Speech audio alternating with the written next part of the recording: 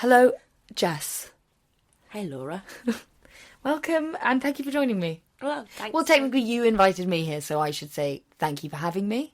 Thanks for being here. Yeah, appreciative. No. How are you? Great. You? Yeah, doing fine. Good. I feel like to kick this off, we should tell people what we're wanting to do. Well, not achieve, because I don't think there's really a goal in mind here, but what the aim of the podcast is, maybe? Yeah, aim of the podcast. So, the Big Small Feelings podcast. That is the name. That's the name. Yep. I think we said that earlier. But what we obviously wanted to do, you and I have journaled quite a lot over the years. When did you start journaling? So what I've been doing recently is going back through old journals. I started probably when I was 16 and did it quite on and off. And I don't really know why I started. I think I just felt like I really needed to get some of my feelings out and write some of it down. And probably didn't really know who to share it with. So I thought, why not put it all in a book? I wonder if we were encouraged to journal, because I think I started journaling maybe around the same age, but I kind of want to know what. Yeah, maybe it was cool. Maybe that. I think maybe like tragic and Sisterhood of the Travelling Pants. There was some. I definitely didn't read that. What about Angus Thong's Perfect Snogging? I'd never read that. Sorry? Yeah, never read it. Okay.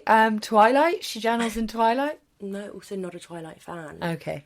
So you just invented journaling all on your own to. I didn't invent it by myself.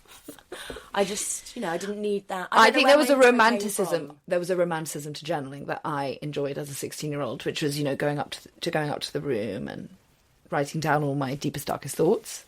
Yeah. But it turns out it's actually quite helpful as well. Yeah, I think a great way to get your feelings out. And sometimes when you write them down, they feel a little less scary. Mm-hmm. But like you said, when you look back on them, some of them, totally ridiculous. Not that we're invalidating our feelings Absolutely at all. No. Everything's valid. Yeah. But sometimes, I look back and I'm sometimes shocked at what I wrote and how I felt. Mm. Well, it's all coming out on this pod. Oh, yeah, baby. Wonderful. Okay, well, I think without further ado, we should crack into it. All right. Wipe the dust off the cover of that book, Jess, and open it up. I guess before we get into... Jess is just finding the page. Before we get into it, we should explain how we know each other. Yeah. Jess found me on the street this morning. And she said, I want to do this podcast. Do you want to do it with me? And I thought, well, I don't have much I just took a chance. Yeah, I took a chance on a stranger. Thought you looked approachable. No, very boringly. We've known each other for... I think that's lovely. I don't think that's boring. 20 years? Probably around that, yeah. Yeah. Maybe just shy of 20 years. No, because we knew each other... Oh, sure. Started school in 20... I'm 31. No, yes. Yeah, 20 years. Happy 20-year friend-iversary. That's right. Same to you. So, yeah, we do go way back. And have been present through some of the pages that we'll be going through today. Some of this might be new to you, though. I would say yeah. And vice versa. We're not... I think as a group of friends, we're only just getting good at talking about our feelings now. So, a lot in the journal. Actually, you've been pretty open book. Open book. Yeah. Open book. Yeah. Not always. Sometimes I'd say maybe I'm better at sharing retrospectively. Sometimes it's quite difficult in the moment. In the moment, yeah, sure. But yeah, pretty big sharer, I would say. Not as big as reading out these journal pages on a podcast. No. Well, we don't have any listeners yet, so I don't know if we need to necessarily be worried about that. Yeah. Oh, to all the listeners, don't listen. Are you ready? Yeah, I'm ready. Give us some Foley in the mic, the pages. Very good. Yeah, that's a lot of pages. Yeah, and there's a lot full of feelings journals. there. Yeah. Oh yeah. Okay, so this is the 3rd of January 2016. Give us some context. I would have been about 23, I think. And actually, this all comes up. I just relatively recently got back from a year abroad. So this is my 4th year at university. Where were you on your year abroad? I was in Barcelona and I was in Rio. Lovely. And that actually comes up on these first few pages. So this is also quite nice because this was the start of a journal at the start of a new year. Nothing more satisfying. Yeah, Nothing I was really satisfying. enjoyed Yeah. that. All right, are you happy for me to just... I'm ready. Take it I'm away. excited, yeah. All right. Hello, 2016. You've come around quick. It seems not that long ago that I was feeling very sad to be leaving Barcelona, and suddenly a year has flown by. 2015 was a cracker. It exceeded all expectations and went beyond what I even thought. I'm not sure why I really doubted its potential, but classic me, sometimes getting in a bit of a state. So, 2015 was the year you fell in love with Rio. The year I found even more confidence and felt even more happy in my own skin and proud of the things I can do. 2015 was my happiness year. I don't doubt that this happiness will carry on, but in 2015, something sort of clicked. 2016, I have high hopes for you too, though. Final year of uni, we've got this, just work a little bit harder. And then an exciting new chapter after that. Who knows what will happen? Very exciting to think about, actually. Don't force yourself to go away, but don't be scared of it either. Still got lots of time. Not too much point thinking about it now. I'm going to pause. There is a lot more on Yeah, there. that's lovely. Just, Hello, 2016. big. Yep. I think that's really positive. Yeah, and then a couple of months. Well, no later, spoilers. maybe. No spoilers. But yeah, this is what we were talking about. That I guess your feelings do go a little bit up and down. I do like that you've defined it as your year of, what did you call it? Your year of happiness. Happiness when things clicked. What do you think clicked? I am not overly sure. Right. I think I'd spent 6 months in Rio. It was constantly sunny. I Yeah, think the that weather clicked. huge difference. But also, I guess that independence, which is always something that was quite important to me. Yeah. And then coming back and feeling a bit like, I've done something a little bit different. Now I'm back to tackle fourth year. And waiting for an exciting new chapter after that. Yes, and that chapter being Bring On 2016. I think I was talking about graduating here, but I'm not Oh, actually. sure. I'm not actually. That's not overly clear. No, I love the positive sentiment. Yep. Having looked through my journals, that is hard to come by, so I think it's good. A little contrast. Yep. But just you wait. No spoilers. But Okay. Just you wait. Yeah, no spoilers. Big party here for NYE. Lots of lasagna and banoffee pie. Lots of fun as well. Matt was here. Met all the pals and mum and dad. God, he did so well. I never felt I had to look after him. He chatted to everyone. They all liked him. We slept together for the first time. It was pretty good. Glad it didn't happen straight away. Went for a dog walk, which was nice. He's funny and so smart, and we can talk about proper things. I almost feel like I could learn a lot from him. He's kind, he says nice things, but there's a part of me which either can't really or doesn't want to fully let him in, or fully let myself at least try and fall for him. 22 and still very confused. I don't know if it's something to do with Simon, possibly Johnny, who asked me out for dinner the other day and I had to say no, which slightly killed me, or what, but there's something missing. Maybe it's me trying to find a problem. Who knows? I'm not going to bail on it all before it's really started, but I feel it's funny that there's a seed of doubt so early on, and that's got a big exclamation mark after it. Yeah. I suppose try take things as they come and don't overthink. New Year's resolution for 2016? Question mark? ... Oh, dot. Yeah. Big, so there's a lot going on there that I think needs unpacking that. I like that you think at 22 you have all the answers. Yeah. So old. Yeah, so old and wise. Old and wise. You lived through it all. So Matt came to New Year's. Yes, he did. And I think we'd only been dating a few months. Big step. Huge. But I don't think it felt that big at the time. In fact, I remember it didn't feel big. And I kind of thought, just come along and meet my entire family and my friends. And everyone it's liked no biggie. him.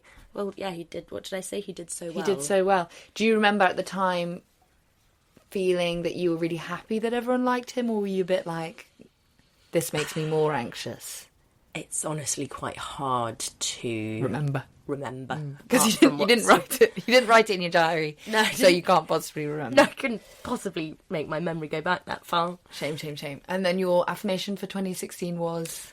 Don't overthink. Try and take things as they come and don't overthink. Do you think that's working well for you? No, I think that's something I probably still take it with. as it comes and don't overthink. Yeah. Really astute. I actually do think that is astute advice because it's something that you should still think about every day. I just don't know how much I actually took any of that in. But if you write it in your journal, then it must be true. It must be true. Yeah. Good job. Okay, so no. Oh dear. Matt. For context, listeners, Jess has provided me with a little post-it note of all of the boys and their pseudonyms. Yes, because we can't do real names. No, because all names have been changed. But it's bloody hard. Yeah, a couple of bloopers. We're going to have to beep so that one out. We'll bleep that one out. Yeah. Sorry, Jess. Yeah. And sorry. All right. Thank you. Okay, so he did well. Yep. But you're still not sure. No. What do you think made you at 22 feel like you were ready for a relationship? Well, do you feel like you were ready for a relationship at 22? I don't know. I felt like loads of people around me, maybe us, can I speak for both of us, kind of had found... Well, that's not maybe true. I was going to say I'd found people that they were in longer-term relationships with, and I felt like I'd always had quite a lot of flings and hadn't really settled. And maybe I should start to think about settling.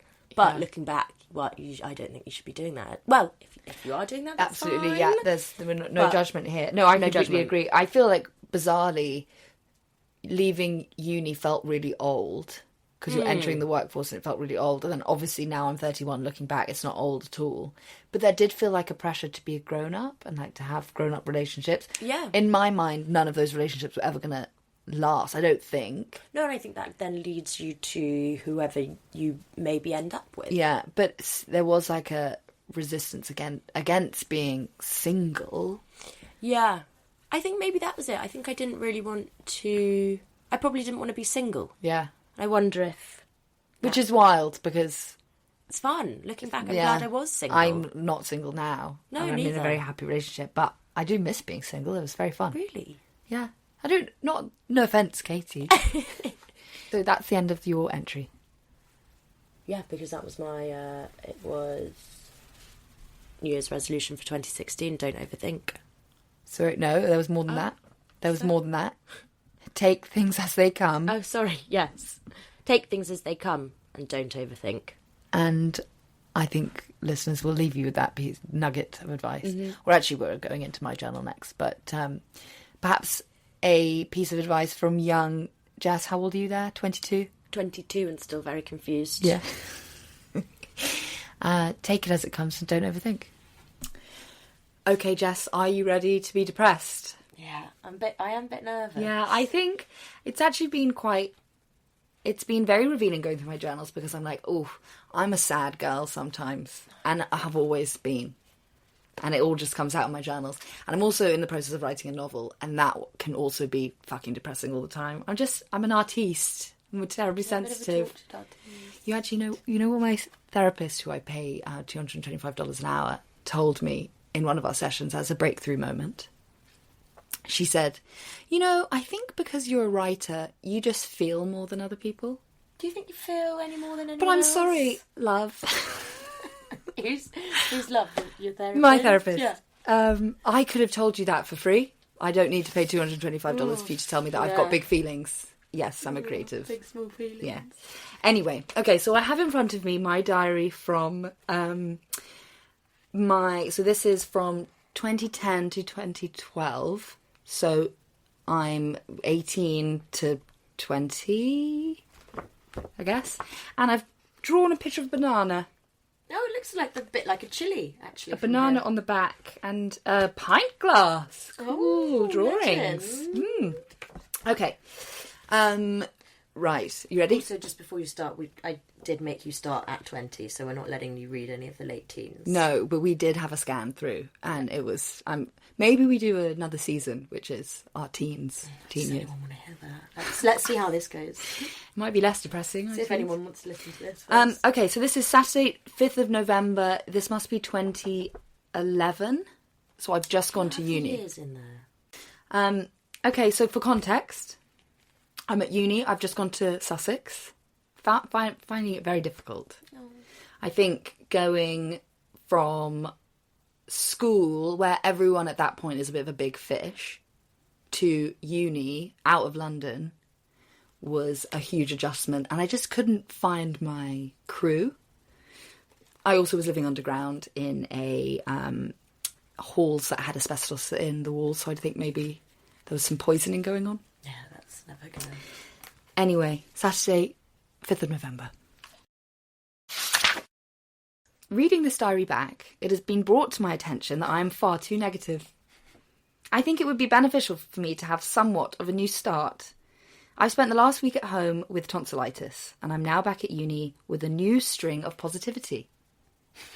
In saying that, I don't really know if that's really what I'm feeling. But I want to try and train myself to be positive, happy, and focused on work and friends and being healthy. So this brings me to some sad news. This shall be my last entry into this diary, as I'm starting a new diary that I got for my birthday. Spoiler, listener, it is not the last entry of this diary. Oh, God. So already there's an untruth there. The reason behind the rather abrupt and premature ending of this diary... Do you get what I mean about Victorian woman? Yeah, but I obviously think it's the way that you're reading it. Sorry, I'll relax. Is because if I want to go along with the facade of this new start, I should begin again in a new diary. And also it's big and pretty. This diary hasn't quite been the exploratory device I wanted it to be. I find it almost impossible to write what I feel. So because of that, this diary is just full of gossip about boys and depressing rants, and I'm very good at those. What I fail to talk about is how I actually feel, how my family and friends are, and I also fail, on the most part, to mention anything positive. The truth is, the last year and a half that I've been writing in this diary has been amazing. So fun, so happy. But I find it difficult to meaningfully talk about something that's making me happy. The simple reason is that, 1, I can't really understand what I'm feeling. 2, I don't allow myself to be truly happy for long.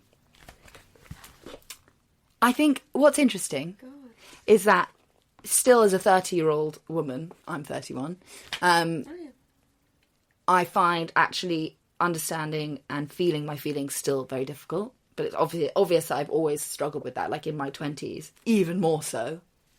And you'll see that from my travel journals when I'm like, feels like I'm writing almost fiction.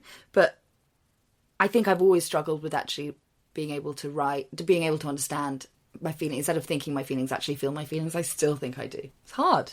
But I also think what was interesting in that little snippet from you is that you're almost telling yourself off for not being positive, which when we go through this, well, my journal in more detail, I spend a lot of time telling myself the same thing. So it's like, why do we have to be so like mean to ourselves if we're not feeling 100%? Yeah. Because it's a real telling off. Yeah. And I tell myself off in my journals, which is kind of weird. Yeah, but I think we didn't really allow ourselves to not be okay. Probably for a really long time, I didn't really allow myself to ever not be okay. And I also was not okay for many days. Wasn't okay.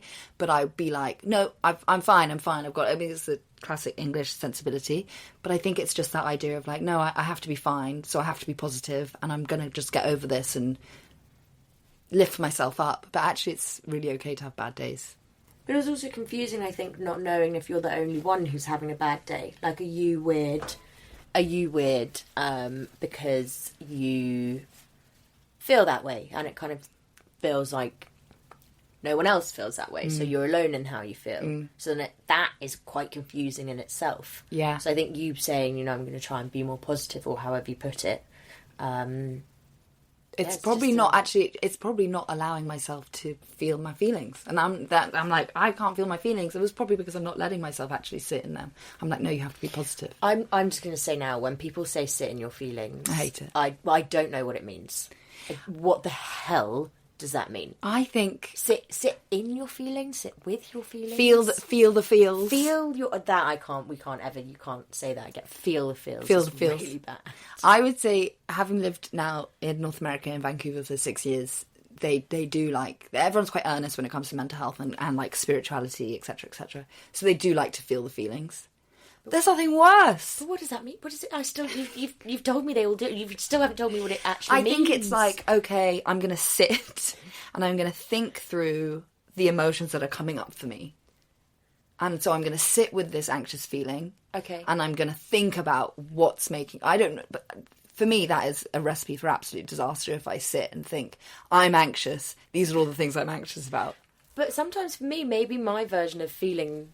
Writing them. Feel the feels. What was it? Sit and feels. Feel the feels. Feel the feels. That for me is like, just go write about it. Yeah. Because that's the only way to... That's being in your feelings. Yeah, okay. Definitely. Maybe I do know how to feel the You're absolutely feeling the feels. I'm feeling my feels. You're filling up on feeling the feels. Yep. Okay. Shall I carry on? Yep. Basically, there's a part of me, I'm reluctant to call it part of myself, that manages to belittle anything happy and meaningful that happens in my life. It worries me when trying to understand it. The only light I can shine on the mystery is that it is part of my mind. It's shocking to know that there's a part of myself that is so damaging and evil. This is the first time I've spoken about my own negative side, or id, as I'd like to call it. I'd obviously just learned about Freud's theory of the id, the ego, and the superego. Love that I've done a little recall here. Hopefully it can remain locked in the pages of this book, so I will not say goodnight, primarily because it is not nighttime, but also it's not goodnight, it's goodbye. And then that's in all caps. So I obviously was wanting to do some sort of epic sign-off for this diary, but there are several then entries after that. Sad feelings for a little lost 20-year-old there. So, interesting. Me listening to that doesn't sound super sad, because so much of how you're writing to yourself is how I feel I spent a lot of time writing as well. Yeah. So, and that's the whole point. Yeah. Is you feeling like that you're not alone in how you felt. Mm-hmm. Like, yes, there are times when it does feel slightly like Jane Eyre or whatever you said. Mrs. Havisham. Yeah. Lady Havisham. I don't know. It was yours. It's the lady in the attic. Yeah. But yeah, so many of that to me is not like an alien. No, it's not. It's definitely not. And also, I think it's very interesting that age 20, I had recognised my like anxious brain, because that's obviously what I'm recognising here when I say there's a part of myself that's so damaging and evil. Like that's what I'm working with my therapist about. It's like how to not identify with the negative voice in my head. And it's interesting, age 20, that I've already identified that it's not me, it's just like part of my brain. But it's sad to think that I don't talk about that for 9 years. Like, I don't go to therapy until I'm 29. Nope. Yeah. So like, I'm sad for myself for suffering in silence, but also I was fine and drunk most of the time. So I think that's it. I think two things. One is that you weren't really suffering in silence because you were writing about it, and I think that's a really good outlet. And the second thing I was going to say has just gone from my head. What did you just say earlier? Therapy? Drunk? Oh yeah, yes, about being drunk, but also with therapy. Obviously, not everyone can have therapy. No, it's true. And so I think there are other ways, again, not any kind of mental health This advice. is not advice, no. Caveat. But this is where journaling, I think, becomes really powerful. And then sometimes just having the courage to talk to people. And regardless of whether that's therapist, all I would say is, again, not advice, but choose who you decide to share some of your feelings with. But I think that's why journaling, for me, felt like such a safe space, because no one was ever going to see or hear those words. Until now. Yeah. All of our Yeah. one listener. Out We there. don't even have one right now, so No. all of our... Yeah. No, I think that's true. And that is the power of journaling, really. Yeah. But I do think now there's one journal, my journal from this year, I'm like, I want to burn this journal because it's Why? full. It's because I've had a pretty like rough mental health year in terms of like my anxiety and all sorts of stuff. And I've written it all in my journal and I don't like the idea of having it. I'm like, this feels really negative. I just want to burn it and have it gone. So I think there's an element of like when journaling is really helpful. But now I'm like, it's now captured in the pages of this book. And I almost don't want to keep it because I'm like, I want to release this. I think you should keep it 100%. Because when we're journaling, when we're it's good doing content. season 4 of the podcast, good when we're content 40. rather than anything else. Yeah, you're right. No, it's... I think you should keep that because I think that shows you how far you've come. True. And I think you can use that as okay, that was maybe a bad time, but look at me now. And that's history. As you say, the ebbs and flows of life. The ebbs and flows, yeah. The ups and downs, the sides, turns, twists and tails. Twists and, yeah. Absolutely.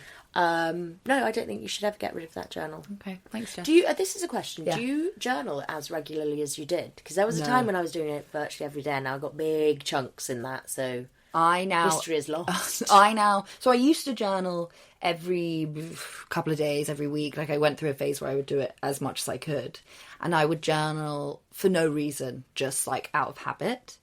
Now I only journal when I'm like on the edge of a breakdown, panic attack, just like, which I want to do less of because that's why my journal that I look back at this year is just dire, because it's every time that I'm like completely desperate, I'll then write it down. And I'm like, I want to have more anecdotal, fun parts of my journal too, because my life is also lovely. Fun and positive and, yeah. It really is. And right now my journal is just capturing my lowest lows. Maybe that's what it's there for. Yeah, and I don't also, know. we're not going to be reading it for a while, so... No, I don't think we'll... Season 4. we might These are the not get to it. undocumented pages of our 30s. Yeah. Bit more boring, I think. Bit too close to home as well. Yeah. But what I was going to say is, I would say I also did the same with journaling, is I'd get a real feeling that I needed to write, that I just needed to let some of my thoughts out. And then similar to what you kind of said, I then suddenly thought like, God, this is all really negative and sad and actually quite depressing at times. So then I started making making it a habit to write the happy things every single day. Well, famously, 100 Happy Days. 100 happy days that I never completed. But then I made that into... That was about 2 years. So that was 500 and something happy days. Wow. Yeah. Still, maybe a you're year and a half. Still doing Happy Days? No, not now. Not now. No. I'm so desperately unhappy now. No. We are happy folks. And everything Sometimes is lovely. Got to let it out. Absolutely. That's what I would say is the key takeaway. Yeah. From Again, episode 1. Not mental health advice. Nope. But just advice from a person to another person. Yep. 2 friends sitting on a bedroom floor. What was it that you said? Take it easy and don't overthink? No, not take it easy. I think that belittles my feelings there. I said, Laura, try take things as they come and don't overthink. So you've heard it here first, listeners. Try to take things as they come and don't bloody overthink. That's the advice for this. Actually, I think that's good for each episode. Let's pull out a piece of advice from our journals, and that's the main takeaway. So that for this week. And then I think this would be the part of the podcast that when we actually have listeners, we will read a big small feeling of the week and have an excerpt. Big small feeling of the week, or even like maybe just to look if anything that we've talked through today has particularly resonated, please do feel free to share snippets from your own journals with us, and we can dissect some of this next week. Yes. You can find us at bigsmallfeelingsthepodcast at gmail.com. And we shan't be linking our personal Instagrams, but we might get a podcast Instagram. I think we should definitely get a podcast Instagram. We just don't have it live yet. Yeah, But it's maybe not live. by the time we publish this, we will. Perhaps. Well, Jess, absolute delight recording episode 1 with you. Absolute delight. And I can't recording wait episode 1 with you, Laura. to hear more of your journal next week. And edit this episode. Yeah. No, we don't have to. All right. The unabridged version. This is remember, it's uncensored. Uncensored pages of our 20s. Yeah. All right then, thanks for listening. Have a Ta-ra. good week.